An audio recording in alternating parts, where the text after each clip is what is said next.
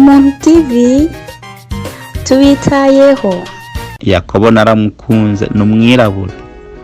Umwirabure bishobotse ukabitahura ibintu nk'ibyo. Umwirabure uwo ari we wese wo mu bakunzwe n'abandi bemerewe kuja mu bwami, mutoye umwanya mukagira umunsi mukuru mugahimbagwa, hama mukagendera mu byagezwe by'Uhoraho, nibyo byerekana ko mumwubaha, kuko mwagerewe ubwami kububamwo ndetse no kuburagwa. Mwoba murafata agacupa k'umutobe mukigina iyo nshinzi, mukigina n'urwo rukundo, byoba byiza cyane rwose. Mugabo ibyo mukabigira mugendera mu byagezwe by'Uhoraho, nibyo bizoberekana yuko mumwubaha. Ndabahemwiriwe, abandi mwaramutse, bivanye naho uwo ari we wese aherereye. Yanongeye kandi kugira amahirwe yo kuronka umwanya wo kuganira namwe. Murazi ko iminsi yose twiganirira ibyerekeye Bibiliya, nta bindi bintu dukunze kuzana kiretse ijambo ryandiho musumba vyose. Icyatumye twiha kano kazi kandi isuku kiha, kuko twamaze gutahura ko turi abana b'abavugishwa n'Uhoraho, tubandanya gukora ico gikorwa c'abasokuru bacu. Rero icyatumye kandi tugira izo ngoga nuko ubutumwa twazaniwe n'ubutumwa atari bwo. Twabonye yuko burimo amahinyu nk'uko ibyanditswe bibivuga. Nkunda gutanga igitabo cy'ibyahishuriwe Yohana 13:6, avuga ngo ico gikoko kibumbura kanwa kugutuka Uhoraho, kugutuka izina ryiwe, kugutuka riho kandi kajambo kuvuga gutuka ihema ryiwe no gutuka ababa mwijuru. Kuhagurukira ico gikorwa twabonye yuko ari byiza kugira ngo abantu tubabwire uko Bibiliya iba iriko ibivuga. Ico gituma rero dufata imyanya tuba turonse kugira ngo tuyikoreshe mu kuvuga no kwerekana ibyo bintu byanyegejwe canke byatakajwe canke byakuwemo akanovera kavyo, kugira ngo amahanga ashobore kubimenya no kubitahura. Ubu rero tukaba turiko tubandanya icigwa cacu, urwanko hagati ya Esau na Yakobo. Twari ku kagingo kavuga bukuru. Kubera iki yiswe bukuru? Narabasabye nti ako kagingo tukumera nk'abakabika, nzokabibutsa mu nyuma. Tugende gufata akagingo kavuga yuko hariho isi kera imbere yuko isi ya Adamu ibaho.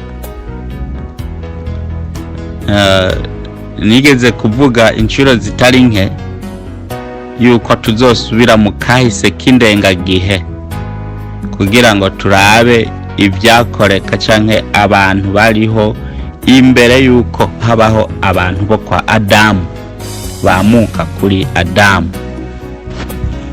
Narasobanuye ndavuga nti iyo mvuze isi, ko hariho isi kera imbere yuko habaho isi ya Adamu, ati sindiko mvuga isi ndimwa, mvuze isi kera yari ihari imbere yuko habaho isi ya Adamu, mba ndiko mvuga hariho urundi rubyaro rw'abandi bantu.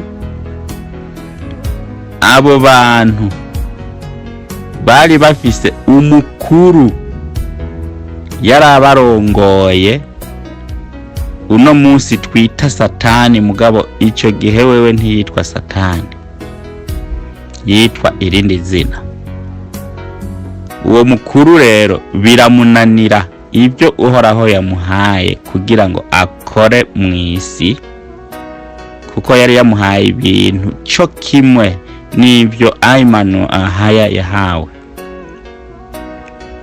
Iyo uriko usoma igikorwa Satani yari yahawe kingana n'igikorwa Ayimanu Ahaya yari yahawe.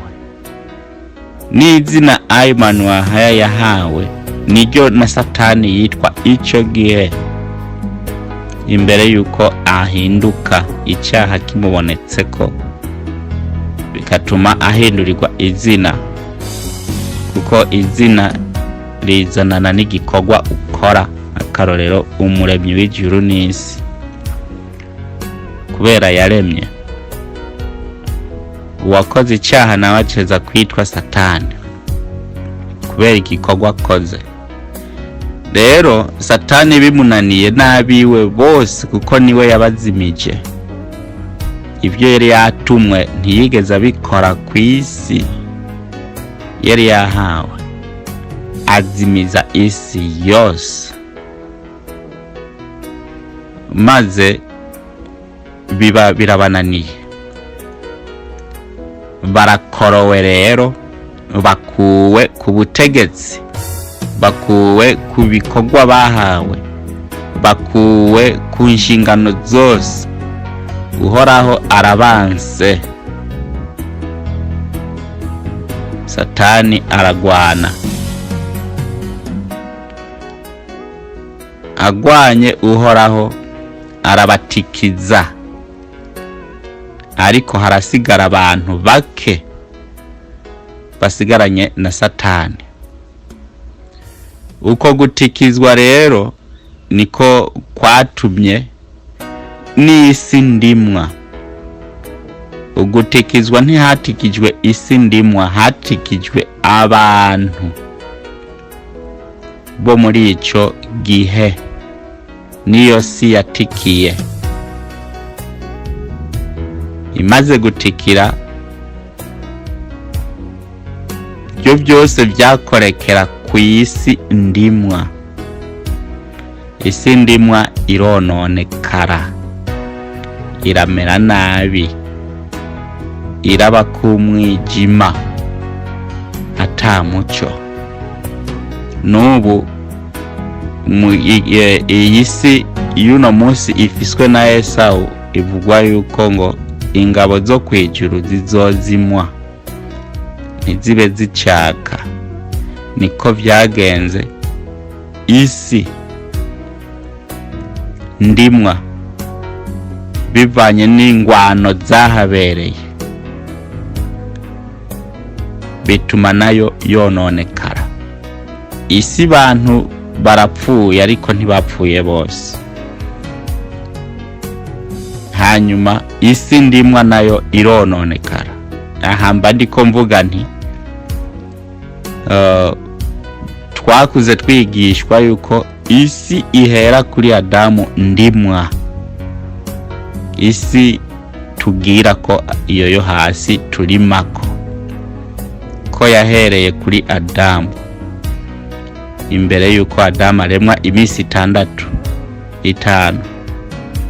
ku munsi wa mbere.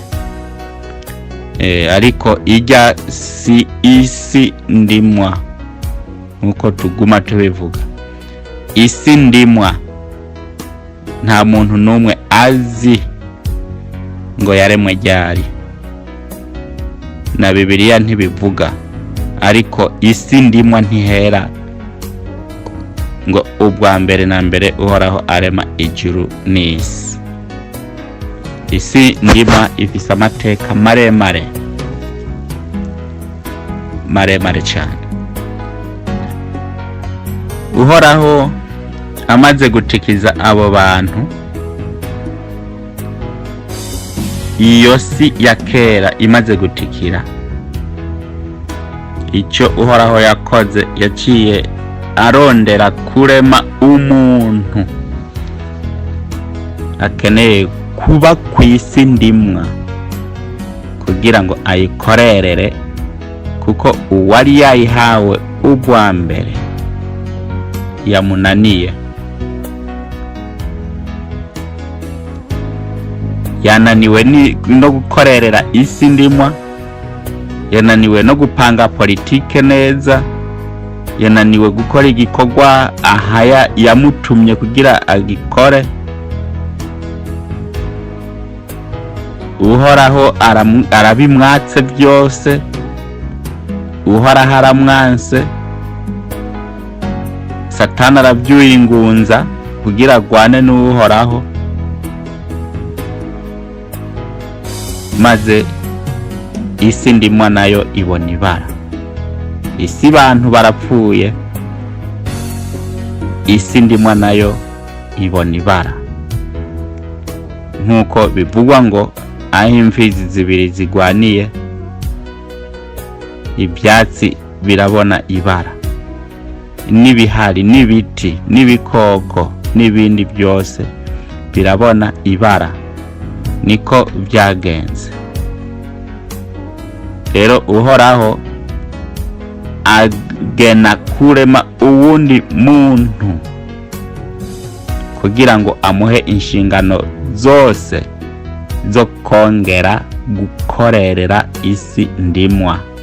Ahabwa kubyara no kugwira no kororoka kugira ngo bongere buzure isi ndimwa, hama bakorere isi ndimwa, bakorerere isi ndimwa. Niko byagenze. Harasigaye abantu bakororanywe na Satani. Ni kuvuga, mvuze gukoroka si uko bari mu kirere. Gituma batari mu kirere ubimenyera kuri Edeni. Edeni niho ubimenyera. Reka dusome uwo murongo. Satani yaba muri Edeni, ntiyaba mu kirere.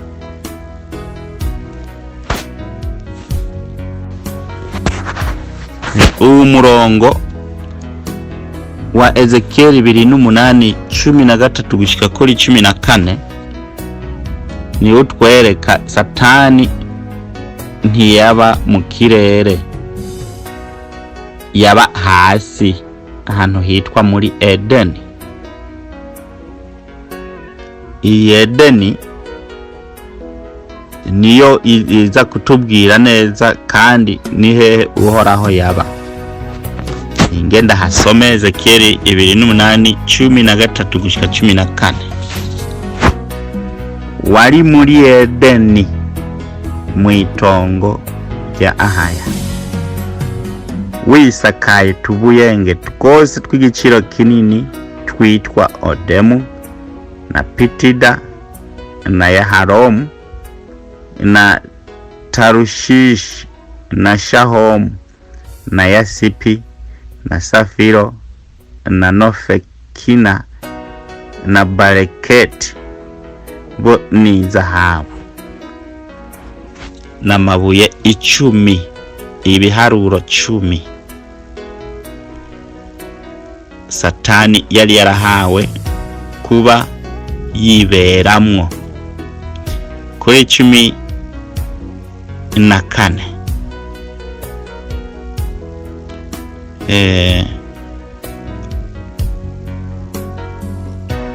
reka mbandanye kuri 13 sinari bwaheze.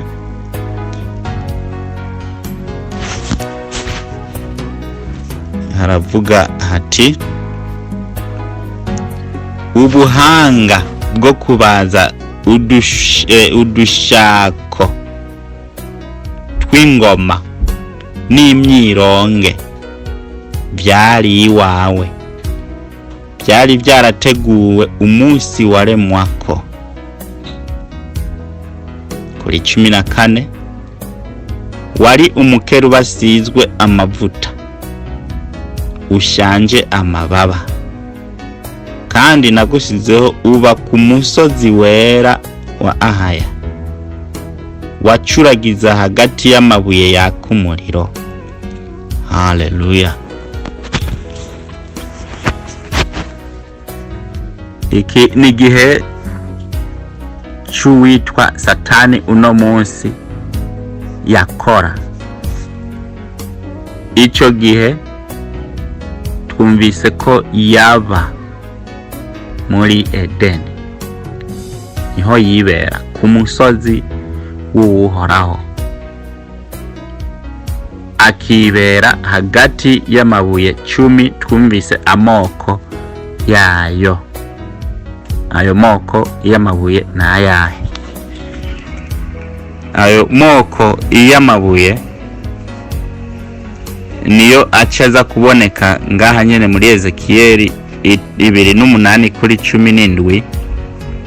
Ezekiyeli 2:8-17 bavuga ngo ubwiza bwawe nibwo bwononye umutima wawe, wishira hejuru, igitinyiro cyawe nico cononye ubwenge bwawe, ngutsinze hasi, nkurambitse imbere y'abami, ngubabere akabarore.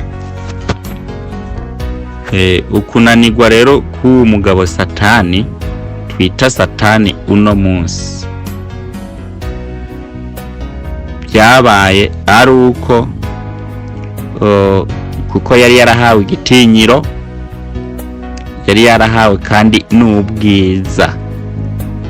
Rero icyo yaciye akora kubera igitinyiro ciwe n'ubwiza, yishize hejuru. Igitinyiro yishira hejuru, igitinyiro cyawe nico cononye ubwenge bwawe, none ngutsinze hasi. Kwishira hejuru nibyo byamunaniye. Mwibuke umucunguzi, igikorwa ciwe cyo yakora, yaguma avuga ngo data niwe yantumye, mwubahe data, niwe yaremye ijuru n'isi. Ibyo yaremye yabincisha ko jewe sije nabiremye, mugabo yabirema abicishije mu ijambo ryanje, kuvuga abicishije kuri Ayman Wahaya. No kuvuga yamubwira rema iki, Ayman Wahaya akakirema. Rero Ayman Wahaya yakunze kuvuga kenshi natumwe na data, kandi data arahari. Uwumbonye jewe inza na data, ubuza wamaze kumubona. Rero Satani icyo yakoze, wewe ntiyicishije bugufi muri ico gihe, ntiyicishije bugufi.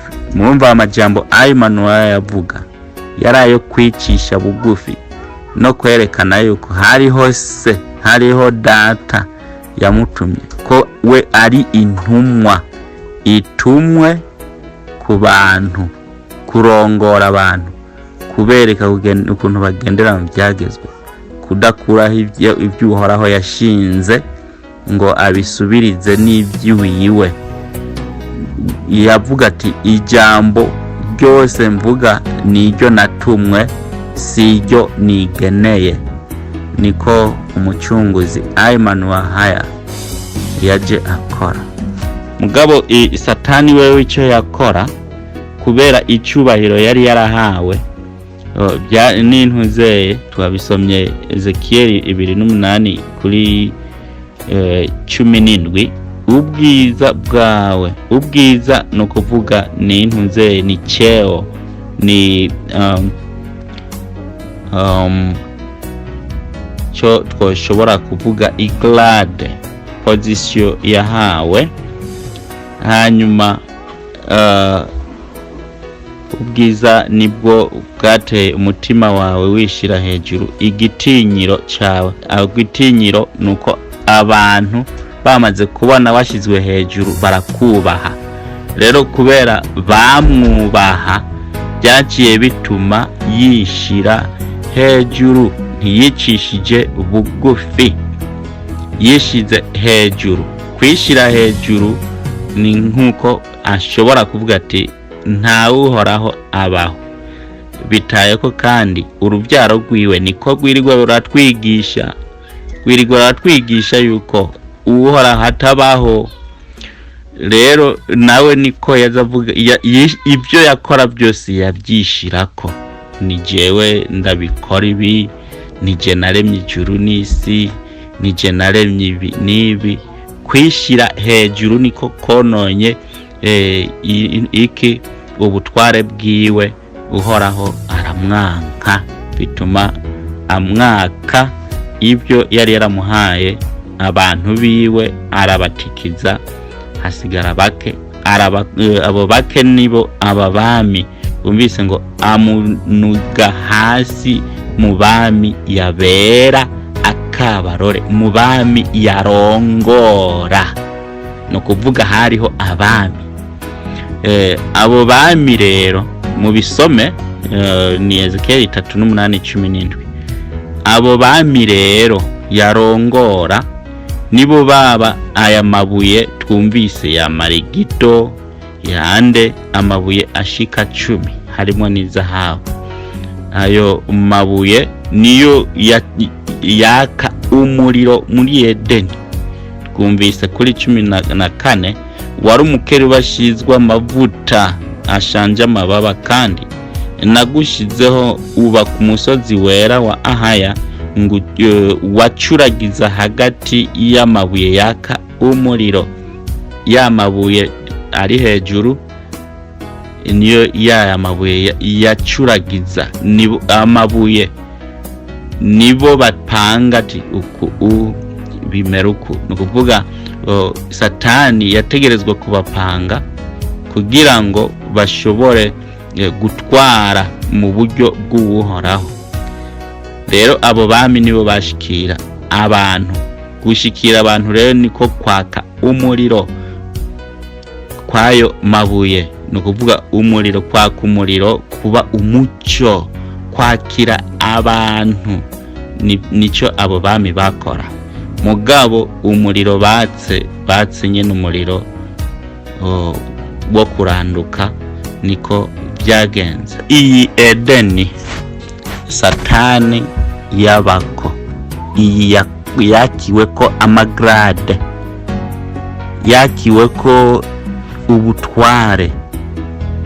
Uhoraho akamwaka byose, ari byo Satani yagiye kandi kwigarurira mu gihe cyo guhenda Adamu, kuko yamwatse ubutware bw'isi. Ubwo Uhoraho yamwatse, Uhoraho abwatse Satani, abuhaye Adamu. Satani agize eka, ntibibaho yuko uwo muntu yohabwa aho nari narahawe kuba no kuganza, nkaba nari mfise iteka, nkaba nari mfise icyubahiro n'ubwiza nari narahawe. Ntibibaho ko noganzwa n'uwo aje vuba, uwo bwana mudogo. Ntibishoboka ko ashobora kuganza. Reka nkora uburyo bwose ndamwake ubutware. Ibyo byose rero byakorekera ku rusi Edeni. Edeni Satani yarimwo ntiyigeze ihinduka, kiretse go gusa yononekaye bivanye n'intambara, irononekara, ariko ntiyigeze ivanwaho, yagumye ari ijya nyene Edeni. Nico gituma urusi ndimwa rwagumyeho kandi ruzogumaho ibihe byose. Nta muntu cyangwa ikindi kintu kizokuraho isi ndimwa, kuko isi ndimwa ntacyo bipfa n'Uhoraho. isi ndimwa nticumura, isi ndimwa ntisaza, isi ndimwa nta kibikora. Nico gituma rero isi ndimwa itovaho, mugabo ikivaho ni isi bantu, kuko isi bantu baracumura, isi bantu baragunga, isi bantu eka nuko, mugabo isi ndimwa nta na kimwe ikora ibyo yagenewe, kubw'ibyo ntishobora kuvaho. Rero Edeni yari isanzwe ihari mu butware bwa Satani, nk'uko turiko tubisoma muri iki gitabo. Muze munoza aya majambo Ezekiel 2:8 uhereye kuri 11 gushika ku murongo waho wa 19. Musabe Uhoraho ayabasobanurire. Edeni yari ihari, niyo yagumyeho, nukuvuga yatswe Satani yongera ica ihabwa Adamu. Nukuvuga ubutware bwatswe Satani buhawe Adamu. Isi yariyo kwa Satani ico gihe ihawe Adamu. Rero isi ndimwa yari ihari. Isi ndimwa ntihera ubwa mbere na mbere ahaya arema ijuru n'isi, hajya siho ihera. Adamu arabaye rero muri Edeni, ahawe yuko icyo akoze cyose acita amazina. Niko na Satani byari biri ko ategezwa kwita amazina ibyari byo byose bihari, kandi amazina akaba uko. Adamu niwe yise amazina ibikoko, niwe yise izina umugore, niwe yita izina buri kintu cyose, niwe yacita izina. Arabyara, arororoka. Mugabo abami bakororanywe na Satani bari basanzwe bari muri Edeni, imbere mbere n'inyuma yaho abana bamuka kuri Adamu baciye kuri Seti baza kurongorera abana bamuka kuri Adamu baciye kuri Kayini. Bishavuza Uhoraho, bituma Uhoraho ategura kuzorandura isi. Mugabo abo bantu bakororanye na Satani, kuvuga batswe isi, abo bami bari basanzwe bari muri Edeni, muri ico gihe bari bahari. Mwibuke na Kayini yaravuze ngo uzombona ngo azonyica. Ibyo byose bifise insiguro yabyo. Hariho abantu muri Edeni urusi rwari ruhari, kandi ruzohama, ntiruzokwigera rukunjwa nk'urukaratasi. Mugomba kumenya amasi canke ijuru rizokunjwa nk'urukaratasi. Muzosome Yoweri igice ca 3 ukuntu Uhoraho azokumakuma amahanga yose, abantu, isi bantu, abakumakumire, abazingazingire ku gasozi ka Yehoshafati, hama batemwe ikiriro abaturire. Iyo niyo si yegeranywa canke ijuru ryegeranywa.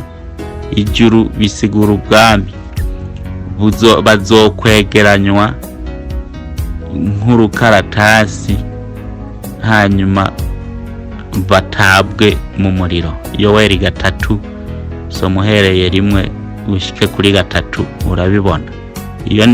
Iyo niyo sizokunjwa. Ariko isi ndimwa iyi nico kirere, ico kirere ntacyo gicumura, naco ntikizokwigera kizingwa nk'urukaratasi. Ikirere kimeze neza, nta cyaha gifise. Ijuru riba riko rivugwa n'aba bantu, abantu basanzwe n'abandi bagize intwaro. Abo bagize intwaro nibo bitwa ijuru. Hazobaho isi nsha, no kuvugana abantu bashasha, si isi ndimwa. Abantu bashasha no kuvuga abazoba bateguriwe ubwami twama tubababwira ni bande. Ijuru rishasha ni 144 abami n'abaherezi. Iryo niryo ryitwa ijuru rishasha. Abami n'abaherezi buno munsi niyo bitwa ijuru rya kera. Na bazozingwa nk'urukaratasi abazane aho ku kasozi ka Yehoshafati, Yoweri 3, hanyuma abate mu muriro. Abo nibo niryo juru rya kera. Isi ya kera abantu basanzwe nabo no kubata mu muriro abazoba bakoze ibyaha. Nuko niko Bibiliya isigurwa. Muri Edeni hari hasanzwe hariyo imigwi 4 y'abantu. Igihe ca Adamu hari hasanzwe hari imigwi 3 y'abamuka kuri Adamu. Abo ni Kayini n'uruvyaro rwiwe, hakongera kandi hakabaho uruvyaro rwa Seti, aribo bitwa abana ba Musumba byose. Washima mbere abana ba Seti. Hakongera kandi hakaba imvyaro zavuye kuri abo bantu babiri, abana bo kwa Seti nabo kwa Kayini barongoranye. Ibi byagwa abana bo kwa Seti bitwa abana ba Musumba byose, barongoye mu bakobwa bo kwa Kayini abo bashimye, baca babyara ibi byagwa. Rero ibi byagwa abana ba Seti, abana bo kwa Kayini, abo bose bava kuri nde? Kuri Adamu. Hakaca habaho n'abandi rero bamyeho kera imbere yuko ibyo biba, imbere yuko babyarana, kandi n'inyuma yaho babyarana, abo kwa Seti n'abo kwa Kayini, abo bantu bari bahari. Abo rero nabo ni bande? Ni urubyaro ko kwande ko kwa wa mugabo yitwa Nzoka. Nibyo byibi ngaha biri mu Itanguriro 3:14-15 havuga aya majambo ngo Uhoraho ahaya abarira iyo nzoka, kuko iyi nzoka ntimwibaze ngo ni uruyoka. Ni inzoka muntu, yari umuntu. Satani n'umuntu. Satani si igikoko, si inzoka. Satani ni umuntu. Bamugereranije gusa muri ubu buryo bivanye n'ibikorwa. Igikorwa ukora bakikwitirira izina, naho wo buri kimuga baca bakwita wa Kenya. Rero Itanguriro 3:14 Uhoraho ahaya Uhoraho Musumba byose abarira iyo nzoka iti kuko zivyo kubatse ubutware ubaye kivume mu bitungano byose no mu bikoko byose byo mu ishamba. Uzohora ukwega inda hasi, uzorya umukungugu iminsi yose yo kubaho kwawe. Uzorya umukungugu, no kuvuga wewe nta kintu uzokora, nta kintu kizoguha ubuzima, nta na kimwe. Ibi byaranashitse kuri Yakobo na kuri Esawu na Isaka. Nta n'umugisha n'umwe nsigaranye, nta na dukeyi gapapa. Aramwishyura ati mwana nta namba, gusa uzokoresha amanyama, uzokoresha inguvu, uzokoresha kwiba, kugira ngo urye utibye ntuzorye, udakoresheje inkota ntuzokwigera urya. Nibwo buzima bwawe uzobaho ukubaho kwawe kose, kuko nta mugisha n'umwe ugize gute usigaranye. Niwo w'uwo mukungugu indya zawe niki n'umukungugu wonyene. Harabandanya kuri 15, nzoshira inyankane hagati y'umugore no hagati nzoshira inyankane hagati yawe n'uyu mugore no hagati y'urubyaro rwawe n'ugwiwe, ruzogukomeretsa umutwe nawe uzorukomeretsa igitsintsiri. Ubwo rwango baguma bakomeretsanya.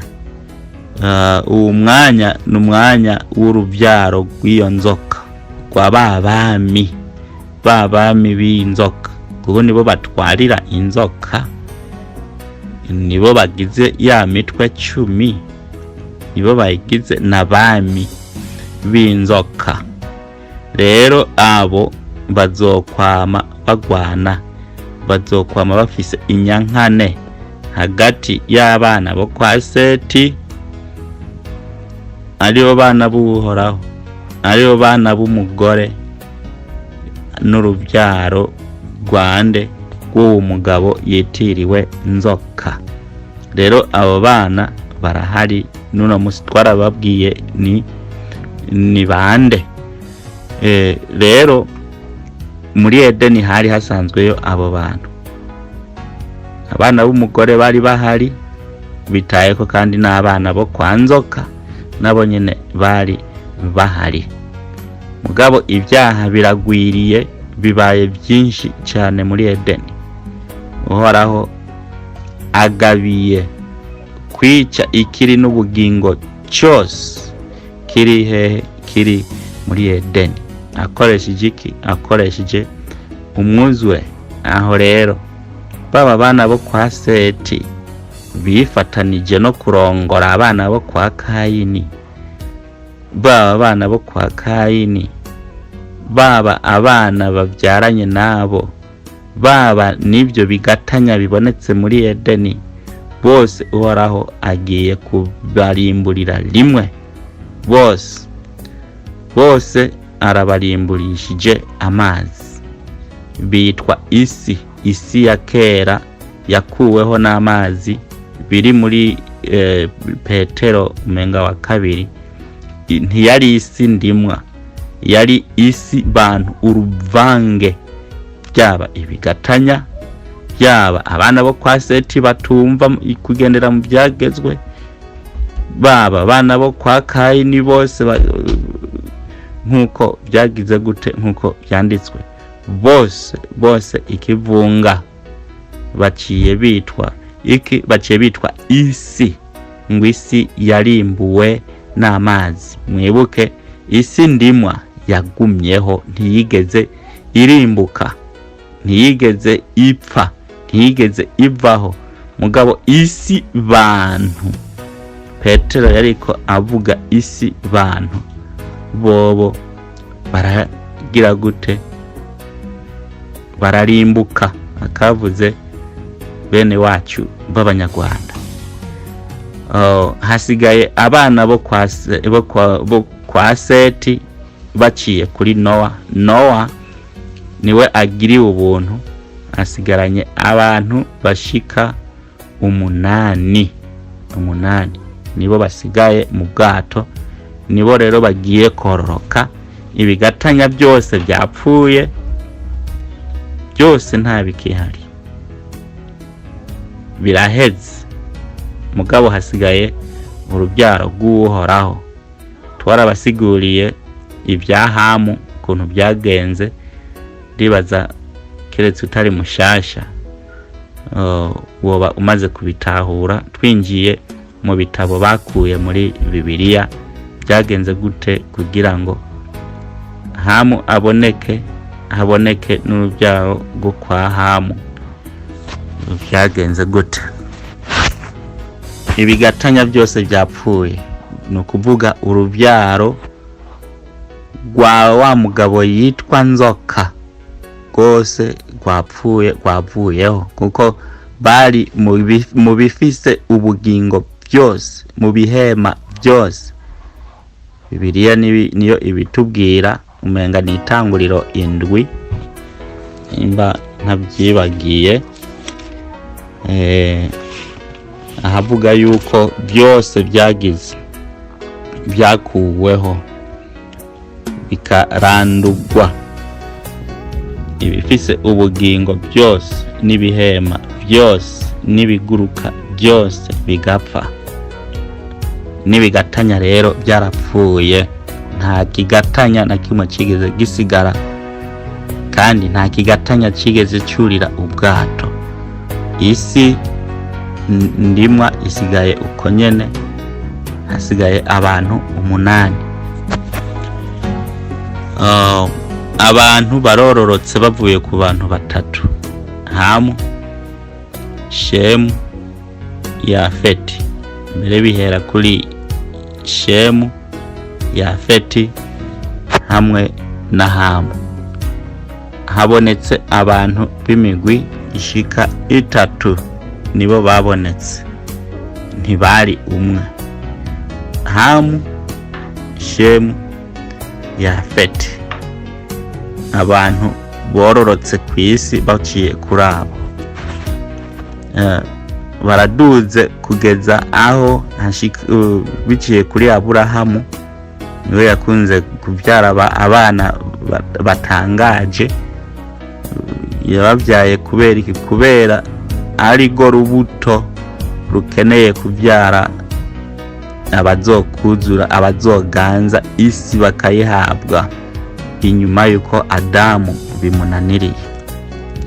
Rero Satani icyo gikorwa arakizi, arazanye Ishumayeli amugize umwana mukuru kugira ngo abe ari wazoba gwa rubuto guhora haranga. Agize umwana w'isezerano, si Ishumayeli n'ahari mukuru, Isaka ni wazoba umwana w'isezerano. Biraje kuri Isaka, uhoraho abanza arazibira kubyara. Isaka yagiye kubyara ashaje mu myaka za 70.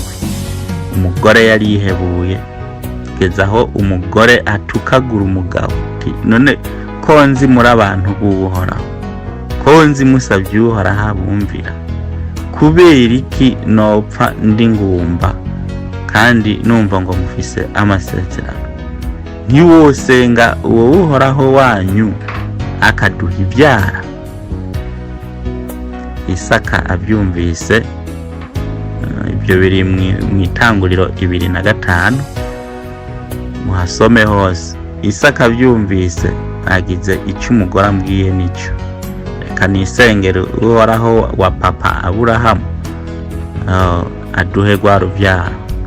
Isaka agiye ku mavi arasabye Uhoraho agize nta kibazo mwana, uri umwana w'isezerano. Ntibukeye 3 Rebeka aba yasamye inda. Mugabo rero iyo nda ica ibamwo amahinyu menshi. Uko Rebeka yahora yumva abandi bakenyezi batwaye inda bamererwa, wewe siko byagenze. Wewe yumvise inda yabaye mwo ziburende, indege zigwana, eka imigere yoyo gira ngo byari bigwanisho bito, ingumu n'imitwe byo ngira ntibyari bigikoreshwa, kugeza aho umukenyezi yitwa Rebeka avuga ngo nimba bimeze gutya nimfe, Uhoraho nanyice mveho ntahe nyene, mugabo simbandanye mererwa nkuko ndiko ndabyumva, kubera inda yari kwikora ibintu bikomeye. nawe ntiyari muto mu byo gusenga, yari umunyamasengesho uwo Rebeka muka Isaka. Agize rero reka niruke mu cyumba mfukame nisabire Uhoraho wa Aburahamu ambwira ibi bintu ibyo ari byo, kuko ni ibintu bitangaje. Arasenga, amasengesho yiwe barumvizwa. Uhoraho aramubwira, aramwibaririra wenyene, nta wundi muvugishwa turabona yakoresheje. Uhoraho yibwirira Rebeka. Rero ntibigutangaze, muri iyo nda yawe iyo hariyo nahasizeyo amahanga abiri, hariyo amahanga abiri. Ayo mahanga ni ibihugu bibiri, kandi bitaye ko ni ubwoko bubiri butandukanye. Kize rero umwe azorusha inkomezi uwundi, kandi butoyi niwe azoganza bukuru. Arabimubwiye, Rebeka arahumurijwe. Harageze rero igihe cyo kubyara, ya mahanga abiri aca aribonekeza. Habonetsemwo uwitwa Esawu, yiswe iryo zina bivanye n'ibyo bamubonye ko izina niryo muntu, kuvuga igikorwa ukora canke kuburi barabikwitirira. Uwo mugabo aca yitwa Esawu. Haboneka n'uwundi yitwa Yakobo. Uwo Yakobo niwe yavuye ko abo Bibiri ivuga ngo n'abayashorani bose iyo bava bakagera. Aho rero bizingiye inani naha kuri uwo mugabo Esawu.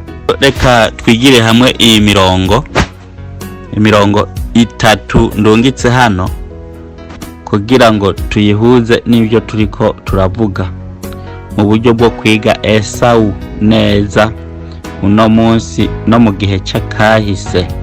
Twumve intumwa canke abavugishwa bamuvuze ko iki, kuko Esawu ni rurangiranwa, ni star, n'umuntu akomeye. Duhereye mu gitabo cy'Abaroma igice c'9, soma uhereye kuri 11 gushika kuri 13, havuga aya majambo: kandi abana bavugwa ngaha ni Esawu na Yakobo. Kandi abana bataravuka, batarakora iciza canke ikibi, ngivyo ahaya yagabiye atoranya bibeho, bitavuye ku by'abantu bakora, ariko byavuye kubaha amagara. Murumva ukuntu Paulo yari katinya kuvuga aya majambo, yaratinya kudoma ko mugabo akayacisha mu buryo butandukanye. Kuri 12, icyo gihe yabwiwe ngo bukuru azoshumbira butoyi, nk'uko handitswe ngo Yakobo naramukunze, Esawu nawe naramwanse. Tugomba kuraba kubera iki Esawu yanswe. Tugomba kuraba igituma Esawu yanswe ni icyahe, kugira ngo tumenye Esawu mukahise hamwe na Esawu mu kugaruka. Uhoraho avuze yuko hariho amahanga abiri ariko araza, nuko turiko tubyumva ngo abana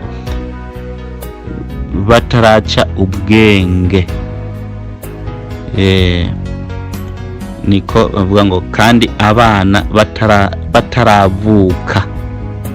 bataravuka. Uhoraho yaje yamaze kuvuga ngo Esawu ndamwanka, niko ku karongo ka nyuma. Rero uca wimvira kubera ko Uhoraho yanka umwana no kuvuka ataravuka. Why? Yakoze icyaha giki cyotuma ko uruyoya tuzi ko abamarayika, umumarayika niko imvugo zivugwa, uruyoya n'umumarayika kubera nta cyaha aba afise. Kubera iki uruyoya no kuboneka rutaraboneka bwobwirwa ngo aramwanka kandi ari ijambo ry'Uhoraho atari umuntu? Tugende kubisobanuza. Abaheburayo 12:16 havuga aya majambo ngo, Abaheburayo 12:16, ntihabeho umushakanyi canke igihumane. Mwibuke igihumane, ijambo igihumane nka Esawu, bishobotse n'umushakanyi, mugabo cyane cyane igihumane. Yagurishije ibyo kuba samuragwa kwiwe ingaburo imwe. Yagurishije ibyo kuba samuragwa ingaburo imwe, nkuko muzi yuko hanyuma hamwe yagomba kuragwa umugisha atemerewe, kuko atabonye uburyo bwo kwihana, naho yawurondera cyane arira. Naho yarondera uwo mugisha cyane kandi arira, uvuga agiye kwihana, mugabo biranzwe yuko ashobora kugira gute kubabarirwa. Umugisha uragenda. Hasubiramwo nkuko muzi yuko hanyuma hamwe yagomba kuragwa umugisha atemerewe, kuko atabonye uburyo bwo kwihana. Uburyo bwo kwihana. Icyaha yakoze ni icyaha bwoko uruyoya rutaravuka, rukiri urusoro, bajya bakina mu nda bariko baragwana. Wakoze iki? Woravuga ndamwanka. Wakoze iki? Aho Esawu yihana, mugabo ntaharigwe. Iryo kosa ni kosa bwoko ki? Tugomba turirabe muri Ezekiyeli 2:8-18. Icyo mwibuke igihumane muri Edeni imbere y'umugore n'inzoka. Inzoka yabwiwe ngo uri igihumane. Esawu abwiwe yuko avuzwe yuko ari igihumane. Bitayeko kandi ngaha Abaheburayo 12:16 havuze ngo, ntihabeho umushakanyi cyangwa igihumane nka Esawu yaguranye, nukuvuga yadandaje ibyo kuba samuragwa kwiwe ingaburo imwe. Nukuvuga igikorwa yakoze kwabaye ukudandaza, kugurana, gukaba, trade, gukaba ibyo kuba samuragwa abikaba inda. Mu nyuma amaze kubikaba inda, Uhoraho amaze kubona yuko byagenze uko, ntiyaba akimuharira. Ararira cyane, mugabo Uhoraho yanka kumuharira kubw'icyaha yagize gute? Kubw'icyaha yakoze cyo kudandaza ibyiwe, akabidandaza kubw'inda. Turabeze Ezekiyeli 2:8-18 icyo Satani yakoze mu kugira ngo yakwe ubwami bwiwe. Mu nkurikirane twungikanye aya majambo, hamwe tumwe ahandi utundi, niko Bibiliya isomwa. Ezekiyeli 3:28, Ezekiyeli 28 kuri 18. Ibindi byaha, ibya mbere twumvise kwabaye kwishira hejuru, kwishira hejuru, twabyumvise kare mu kanya gaheze. Mugabo tugende kuri 18, Ezekiyeli 2:8 kuri 18, twumve ukuntu yadandaje kuba samuragwa, akabidandaza ku ngaburo y'umunsi umwe gusa. Havuga ngo Ezekiyeli 2:8-18, kubw'isinzi iry'ibicumuro byawe n'ubugunge. Yakoze ibyaha byinshi, bimwe twabyumvise hejuru kuri 17. Ezekiyeli 2:8-17 havuga ngo ubwiza bwawe, ni ukuvuga position yawe, icyo yari yaratoranirijwe, kuvuga position no kuvuga kuba nka kujya wo kwitwa prezida, nibo ubwiza bw'abayashurani bazohabwa, ni bwa butware, nibyo bisigura ubwiza. So kuvuga ngo ni ubwiza bw'urukoba, reka ni ubwiza, ni igikogwa wahawe. Uri umwigisha, kijya gikogwa cy'ubwigisha nico kikugira mwiza, uri mwiza. Ubwo no ubwiza wahawe bwo kuba mwarimu. Pasitori, ubwo no ubwiza wahawe bwo kuba pasitori, ni kuvuga ni position baguhaye. Rero ubwiza nibwo bwateye umutima wawe wishira hejuru. Igitinyiro cyawe nicyo cyononye ubwenge bwawe, ngutsinze hasi nkurambitse imbere y'abami, ngo babera kabarore.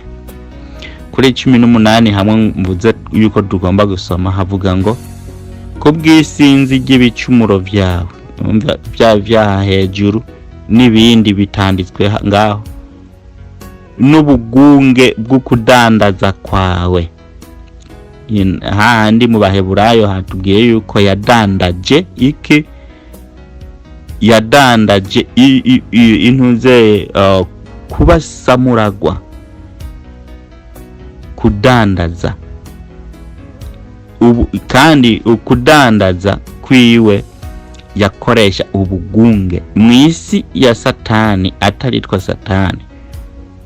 Rushwa niyo yari yaramunze igihugu, ubugunge. Bitandukanye na Ayman Wahaya. Ayman Wahaya wewe ashitse mu rusengero agasanga bari kudandaza, wewe yaravyanka cyane. Nigihe Satani amugerageje avuga ngo worinde ufukama gusa, ubwami bwose bwo kwisi n'ibyiza byabyo byose ndabuguhereza. Yaranse, kizeka ndazi ibyo byose ko ari ibyanje, ndavyanse. Mu rusengero abadandaza, sambagura tahariya, nta kudandariza hano. Satani rero we icyo yakora kwaro kwishira hejuru, kwiwe no kudandaza, yakoresha ubugunge mwisi ya Satani. Niko ibyagenda rero, ngo yakoresha ubugunge mu kudandaza kwiwe. Habanda hinge ndahasubiremo, Ezekiyeli 2:8-18, kubw'isinzi ry'ibicumuro byawe n'ubugunge bwo kudandaza kwawe, wahumanije ahera hawe. Rya jambo ryo guhumana, gihumane. Esau ni gihumane, Satani ni gihumane, na majambo amwe. Habandanya havuga ngo wahumanije ahera hawe. Guhumanya ahera hiwe nuko yadandaje, akadandaza n'ubugunge, mbere akadandaza n'icyo kuba samuragwa kwiwe. Nicyo cyatumye ntuma umuriro uvuye muri wewe ukuyigiza, nkagukura nka kugira umunyota urunze hasi imbere yabo wabereye akabarore, kumugira umunyota no kuvuga yari hejuru, none ubu yahindutse uwe inyuma bere y'abami abo yahora ategeka. Nuko rero aba Roma hatubwiye neza yuko Esau yaranswe, arangwa. Abaheburayo batubwira yuko yanswe mbere akiri ataraba n'uruyoya, akiri munda uhoraho aramwanga. Hageze n'igihe adandaje ivyiwe arihana, amaze kudandaza akoresha ubugunge mw'isi yiwe, yarihanye, mugabo uhoraho aranka. Nivyo byagarutse rero no mw'iki gihe civuka ryiwe. Ibyakoretse byose ni byakoreka muri Edeni ya Satani ataritwa Satani. Yaradandaza abituma humanya aho ahera hiwe, no mu kugaruka aradandaje kandi ibyo kubasa muragwa. Ibyo byose byari ibimenyetso byerekana yarinde muri kahise. Nuhoraho ariko ahishura uwo mugabo ninde, uwo mugabo aje wirindi hanga kandi akaza atukura ninde, uwo mugabo ninde? Uwo mugabo ashobora kwihana ntaharigwe. Mwabonye ryari, mwabonye hehe umuntu ashobora gukora icyaha naho cyo bicu kwica? Ashobora gusaba imbabazi mugabo ntazigirirwe. Uwo ninde? Satani. Satani niwe asaba imbabazi, yarahejeje gucirirwa kwiteka. Nta kindi kintu gisigaye. Igisigaye ni icyuko agomba kuzoherahezwa. Arabandanya ibyiwe uhereye igihe yaremewe ko gushika n'uno munsi abicishije ku rubyaro rwiwe, nk'uko imitwe 10 yabonetse yari afise. N'ubu uyafise imitwe 10 irahari. Rero igihano ciwe nico muri kazoza, aho azorundwa ko umukara waka umuriro kugira ngo aherengetere. Horaho ntiyashimye ko amuherengeteza, mugabo yashinze igihe cyuko abana bo kwa Adamu bagomba kwirabira uwo muntu ninde, kuko Satani si umumarayika, bumarayika n'umuntu. Rero abana bo kwa Yakobo bagomba kuzobona uwo muntu yananiwe n'ubwami, yananiwe no gutwara. Uwo muntu yadandaza gunga, uwo muntu atashoboye urutonde rw'ijuru, uwo muntu yagwanije uhoraho. Tuzomubona tumwifatire mu kanigo. Oravuga ati murunde kumuriro ngaho. Nabiyiwe bose n'abatari bajejwe kuzojamo mugabo bamukwirikiye, naho wowe urinde ukaba wamukwirikiye gusa, nta bwiza wamusumbya Satani. Bwaharageze igihe ngo ntahariko. Ubw'ibyo icyo gihe ateguriwe kuzogira gute, kuzoshigwako umuriro. Rero ibya Esau n'ibyo kwa Satani bifise ibimenyetso byinshi cyane gose, ibimenyetso byinshi cyane gose bihura byerekana yuko uwo mugabo adashobora guharirwa. Umwe nyene tuvuga yuko yavuye kuri Esau, Elifazi, Sefo, Alexander, ari bo ba Filipo. Abo bavugwa yuko nta mbabazi baba bapasitori bigishe teologi, bigishe iby'Uhoraho, bigishe tekinoloji imeze gute.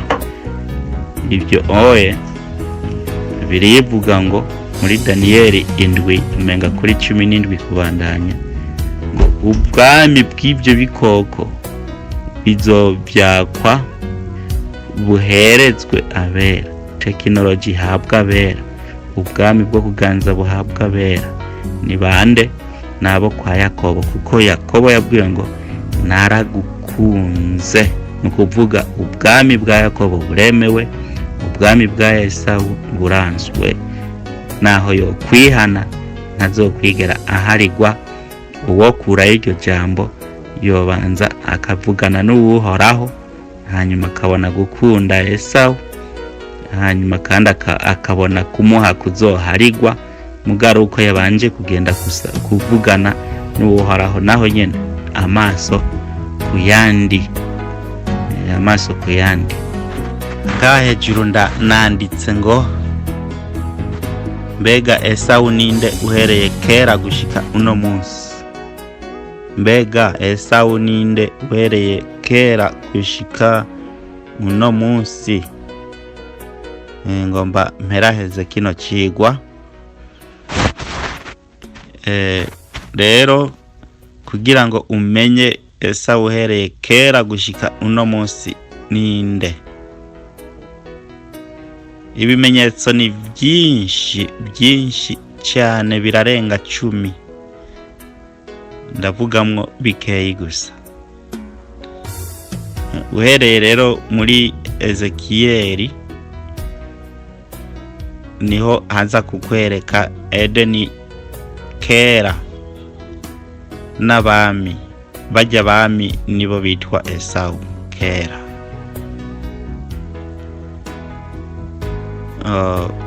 Isi irononekaye ndimwa, mugabo harasigaye abo kwa Esawu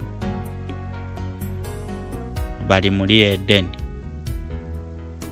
Abo bitwa urubyaro rwo kwa mugabo nzoka, rwo kwa muntu nzoka. Ibigatanya byari bihari imbere kandi n'inyuma. Igihe cy'abana barongora abana bo kwa Kayini. Baraje, Uhoraho aravuze abwiye umugore hamwe n'inzoka yuko urubyaro rw'umugore habayeho asizeho inyankane. Urwo rubyaro igihe Uhoraho yariko abivuga uko, ndazi nta rubyaro rwari ibumoso urundi imukuryo. Yariko avuga ibintu bigiye kuzoba kuko ntibyari ko bibandanya muri ako kanya, kuko muri ico gihe umwuzure warakuyeho abantu bose baragenda. Uhoraho yariko avuga urubyaro rero rugiye kuza, ko hariho urubyaro rw'inzoka n'urubyaro rw'umugore. Biraje rero rugiye kuboneka rwa rubyaro. Mwibuke umugore, urubyaro rw'umugore n'urubyaro rw'inzoka. Habayeho inyankane, baracari mu nda gusa, bariko bankanye bakiri mu nda byonyene. Urwanko rurarenze kubera ubwa mbere ntibameze cyo kimwe, ntibasa. Ubwa kabiri n'amahanga abiri, ubwa gatatu n'ubwoko bubiri.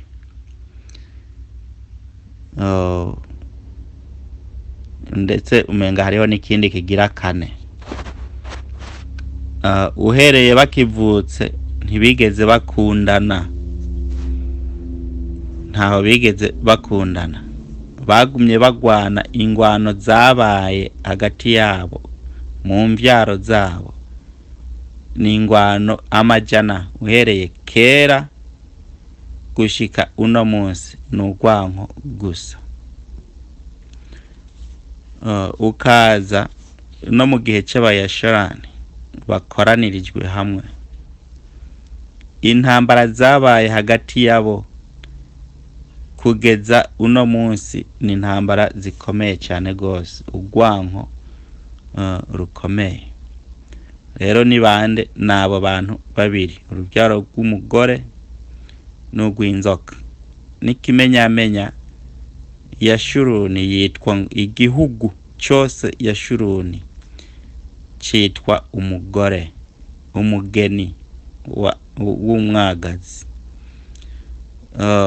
Byahishuriwe Yohana, haza hakavuga ngo ikiyoka kiza imbere y'umugore kugira ngo kigire.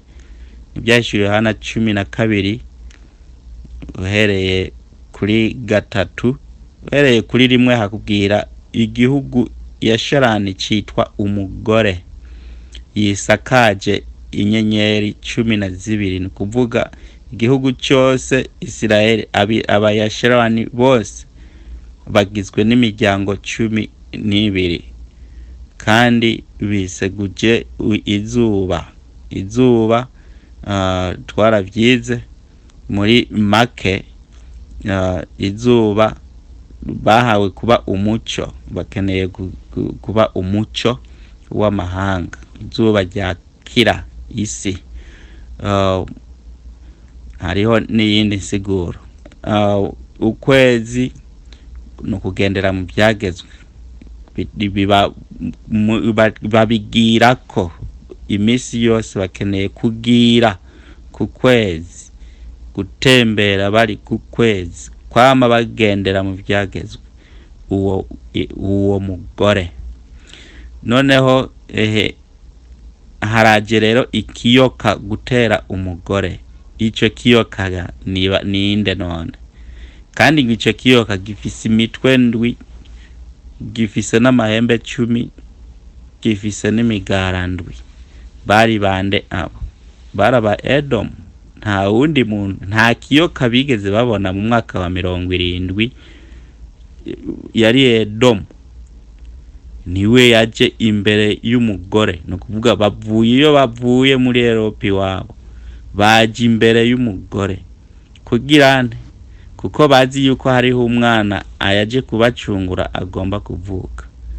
Ngo ico kiyoka ngo kugira ngo uwo mugore niyo yavyara, niyo ico gihugu Yashirani cyavyara umwana, ico kiyoka kize kuca kimira ko kana ntikaze kaboneke. Bari bande none? Hari inzoka bigeze babona? Babonye inzoka muntu. Uwo mugore yaravyaye, ino kuvuga Yashirani, apana Maria. Uwo mugore wari ko avuga Yashuruni, igihugu cyose cyaravyaye umwana. Ikiyoka cyaje imbere y'uwo mugore kugira ngo kice kijya uwo mwana. Byarashitse ikiyoka kirasama ngo kijye umwana, mukagisanga umwana afise ubushobozi, yamaze kwigira, yahungiye muri Egiputa. Ico kiyoka cyarinde, umutwe wacu yitwa Herode. Niwe yarondeye abana, yagiye kumenya ko yavutse haheze imyaka 2. Aymanuwa yaramaze gushika muri Egiputa. Agize rero ko haheze imyaka 2, mpera ku mwana w'imyaka 2 gushika kuvutse uno munsi mu bana b'abahungu.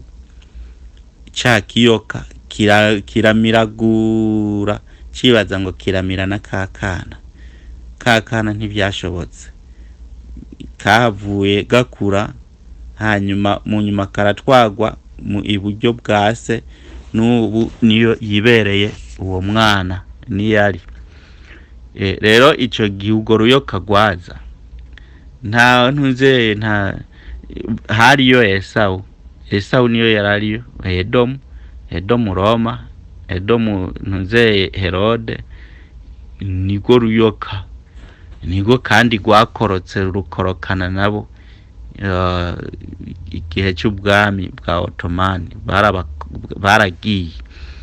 Rero Esau uhereye kera umuhera Ezekiel 3:8 niho hasumba ubwa mbere na mbere Uhoraho arema ijuru n'isi, kuko hakwereka ibyabaye mbere yuko Adamu ashobora kubaho. Rero Esau yari ahari, bari abantu bari bagize n'ubwami, business zose zarabandanya nkuko twumvise ko n'ibidandazwa byari bihari, n'abami bari bahari baradandaza. Mugabo rushwa yari yaramunze igihugu cyabo cico gihe. Uhoraho biramushavuza kubwo kwishira hejuru kwa Satani, maze arabimwaka. Satani muri Maraki 1:4 avuga ngo, baravuga ngo naho watwononeye ubwami, naho wabutwatse, tuzogaruka twubake ahasanganguwe hacu. Ntiyari kavuga ibyo muri Yesaya, yari kavuga ubwami bwasanganguwe. Uhoraho aravuga ngo bazokubaka. Ryari bazokubaka? Nuno munsi bubatse ibidege, bubatse amaburende, bubatse amaetaji, bubatse ibihugu, bubatse ibiki. Nuno munsi aho igikoko no munsi uwari wese agisenga, nimuze mudukorera amabarabara, nimuze mudukorere amatrain, nimuze mudukorere indege, nimuze mudukorere indi nze. Uwari wese asenga ico gikoko, uwari wese. Mugabo Uhoraho avuga ngo naho bazokubaka ngo nzosamburira hasi. Naho bazokubaka Uhoraho azosamburira hasi, kandi ngo abantu bazobita intara y'ibigabitanyo. Ni Esau abwirwa yuko ari intara y'ibigabitanyo. None ivyo bihura nande? Bihura n'uwatanguje isinzi ry'ibicumuro byatumye yonona ahera hiwe, ahumanya ahera hiwe. Ngo yamuremye ari mwiza atunganye, kugeza ngo aho icyaha cyamubonekako, ninde ahuje imvugo n'ingiro y'uwo muntu? Icyaha cyamubonetseko yiswe intango y'icyaha. Ninde uwo muntu uno munsi? Ninde ajanjanze isi? Ninde akora ibidakoreka? Ninde afise ya mitwe 7 n'amahembe 10? Ninde uno munsi? Ninde wogomba ukabaza ugashira kububaza 100? Ninde uwo muntu? Araboneka, imibereho iramutwereka, ubutware bwiwe burabutwereka, irangi ryiwe bitwereka. Ninde? Mu guheraheza ugwanko hagati ya Esau na Yakobo n'ugwahe? Nishari ryuko Esau kwitwa bukuru nuko ariwe yabayeho ubwa mbere, yahawe isi ubwa mbere akayiganza. Mugabo bakayimwaka, bakayiha butoyi ariwe Adamu. Bayihaye Adamu ariwe Yakobo, kugira ngo abe ari wazoganza ibyaribyo byose bibe munsi y'ukuboko kwiwe. Rero kubw'ivyo ubukuru ahawe kuganzwa, ishari ritegerezwa kumugira gute? Kumukubita. Rero ugwanko ruhari, surundi gwanko ruhari, nuko ibyari byarahawe Satani ariwe yobitwaye, agatwara iby'umuziki, ibyo kuvuga ubutumwa, ibyo gutwara, ibyo bya tekinoloji, ibyari byo byose akaba ariwe apangira isi. Ibyo yarabyatswe nubwo mu nyuma yagarutse kubyiha ku manyama ahenze Eva bikamusubirako, bazosubira kuza kubaka, mugabo uhora havuga yuko azobomora. Rero ko n'urwanko bwo gutwara isi niwe yoyitwaye Esau, mugabo uhora havuga ati eka jewe uwo nakunze ni Yakobo, niwe nakunze, wewe nawe narakwanse, isi yawe narayanse, ubutware bwawe narabwanse, ibikorwa byawe narabyanse. Kubera iki nabyanse? Kubera ibyo nagutumye byose niwe wishira hejuru, niwe wiyise uhoraho, niwe wiyise kurema, niwe wiyise ko ukora buri kintu cyose. Icyo wakora cyose ntiwigeze unshira hejuru, jewe nakuremye. Icyo wakora kwari ukugunga abakene ukabagunga. Ukudandaza kwawe kwatumye wonona wonona ahera hawe, bituma uba igihumane. Kubw'ivyo ndanse ubutware bwawe, ndanse ishamvu yawe, mbere ndayitereye imbwebwe zo mu bugaragwa. Muri Malaki 1:3-4 ishamvu yawe ndayitereye imbwebwe zo mu bugaragwa. Ntukiri uwo nkunda ubu ni Yakobo. Ubu Yakobo rero niwe agize gute? Niwe agiye kuzotwara, niwe yitwa isi nshasha, niwe yitwa kandi ijuru rishasha. Yakobo 144 abami n'abaherezi, ijuru bingana ijuru risha. Apana ikirere, ika barabahenze. Ubwami ubuherezi bingana ijuru. Rero nibo bagiye kuzoganza ijuru risha, no kuvuga ubwami, ubutegetsi. Kuko abategetsi nibo babigira bakabigirura, nkuko Satani yabigira akabigirura. Yarononye ahera hiwe Satani kubera ubutware yarafise, yabikoze nabi arankwa. Yarafise rero ijuru, niwe yaganza ijuru rya kera, nkuko n'ubu ijuru arimwo ryitwa irya kera kubera ni rya Satani.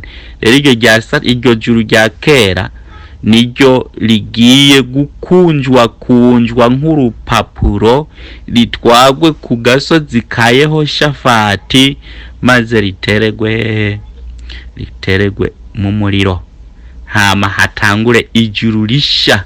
Ijuru risha lingana abami n'abaherezi bo muri Yakobo imiryango 12, nta wundi muntu arimwo. Iryo niryo ryitwa ijuru risha. Isi nsha yahishuriwe Yohana 7 uhereye kuri 9. Abandi babatwagwa harimwo n'abanyamahanga bazoba bizeye. Abandi bayashorowani badaharurika babatwagwa, nibo bitwa indava y'ibirenge by'Uhoraho. Baratwagwa nibyo bisigura indava. Isi ni indava y'ibirenge by'Uhoraho, n'abatwagwa biki b'Uhoraho. Abo rero batwagwa nabo bazoba bibereye aho mwijuru bitaye ko, kandi nibo bitwa isi nsha. Isi ya kera izoba yakuweho, nukuvuga abantu ba kera baranse kwihana. Ni isi ya Esau, n'abayemeye biyosi nyene ya Esau, bari mwiyosi ya Esau kandi atarabo kwa Esau, bakemerera Esau. Iyo si izorimbuka, isi ya kera iveho, hasubire isi nsha, abantu batwagwa basha. Ijuru rya kera likugweho ubutware, abami, ibikoko, ubutware bw'ibikoko. uno munsi nibo bitwa ijuru rya kera. Rero ubwo nibwo bugiye kuvaho, iryo juru rya kera riveho, hama haze ijuru risha. Abana bo kwa Yakobo 144. Uko niko bigiye kugenda, no kuvuga narakwanse muga nkunda Yakobo. Reka ndabashire ko igitabo cha extras mu kurangiza kibemeze yuko Esau niwe mpera y'isi, Yakobo nawe niwe ntango y'isi, ndetse isi ikwirikira iyo kwa Esau.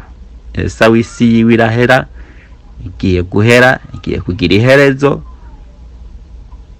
Hanyuma iyo kwa Yakobo umwirabure nawe niwe agiye kuzoganza isi ibihe bidashira.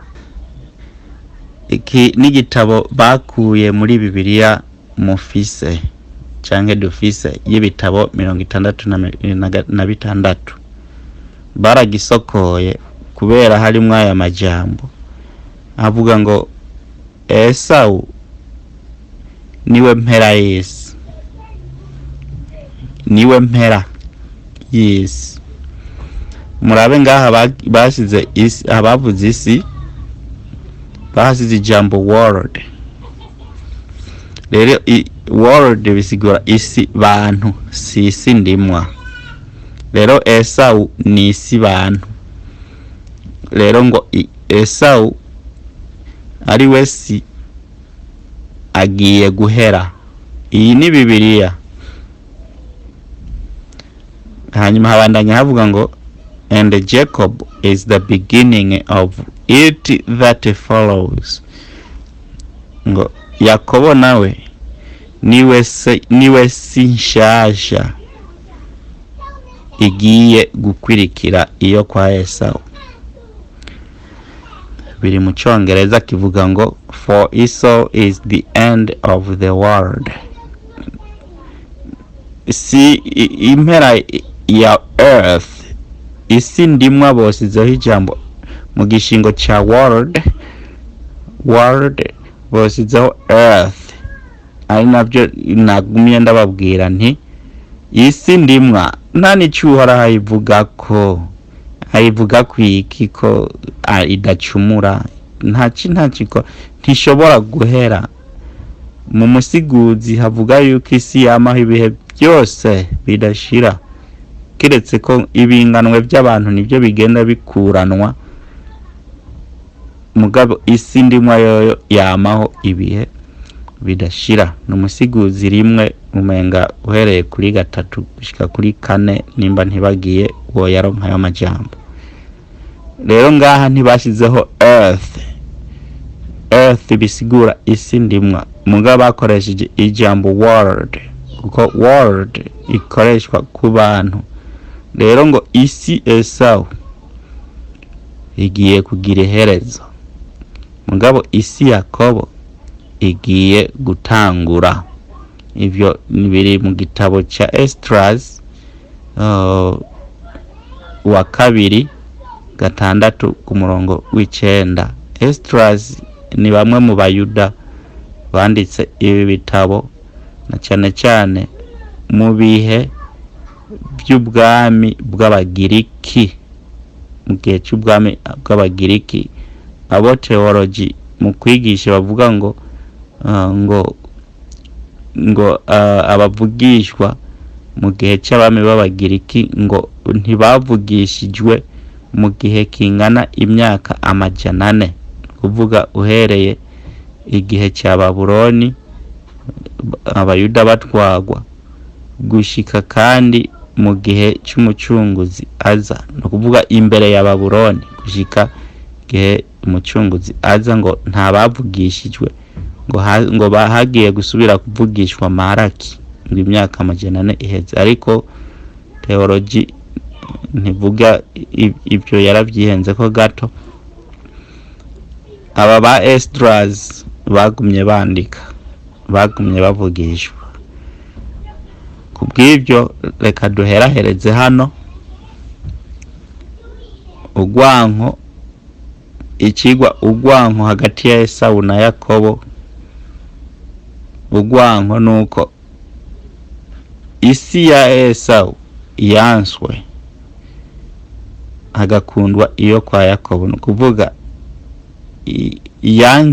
Esawu yankiwe kuzotwara, mugabo ibyo Esawu yotwaye bigahabwa Yakobo kugira ngo abariwe abisubirira. Nico gituma bapfa ubutware. Ibyo intambara zose mubona surundi rwanko ni ubutware, nibwo bapfa. Kuko Yakobo agatwara, Esawu ni chini ya ulinzi. Mugabo Esawu atwaye, Yakobo nawe acaba chini ya ulinzi. Ubutware niko rwanko. Nico gituma haba intambara nyinshi, bagwanira ubutware. Mugabo Esawu yarakuweko, yaranswe. N'igihe yagaruka kuvuka ngo ataraba uruyoya akiri munda, Uhoraho aramwanga.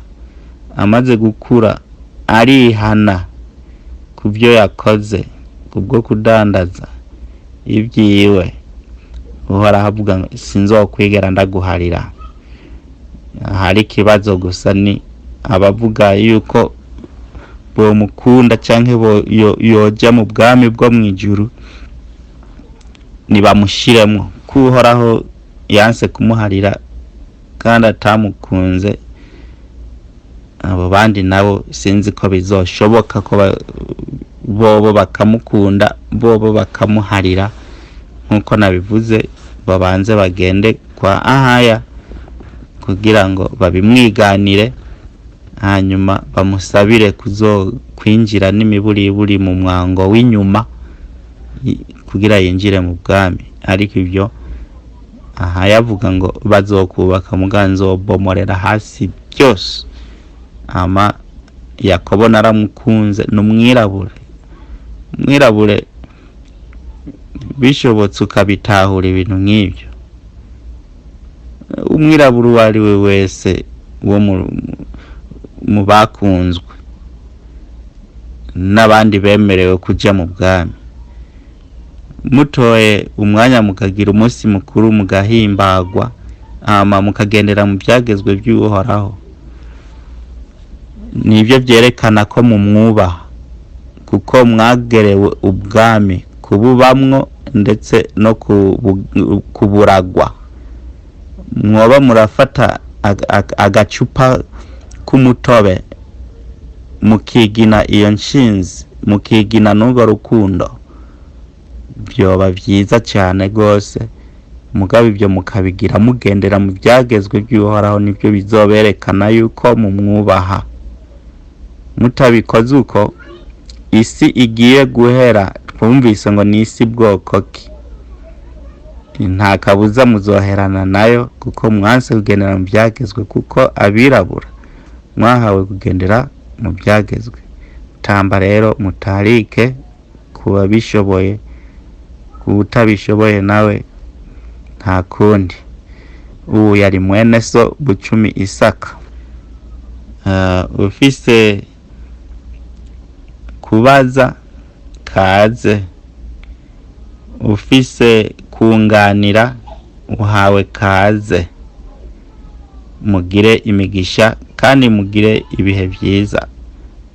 Ahaya abatunganirize mu byifuzo byanyu byose byiza, abahe kurama no kuramba no kugira imyumvire myiza y'agakiza.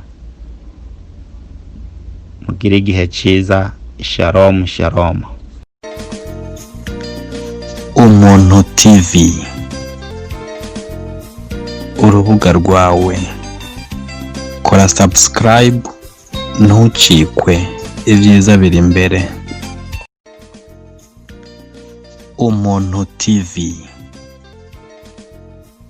urubuga rwawe. kora subscribe ntucikwe ibyiza biri imbere.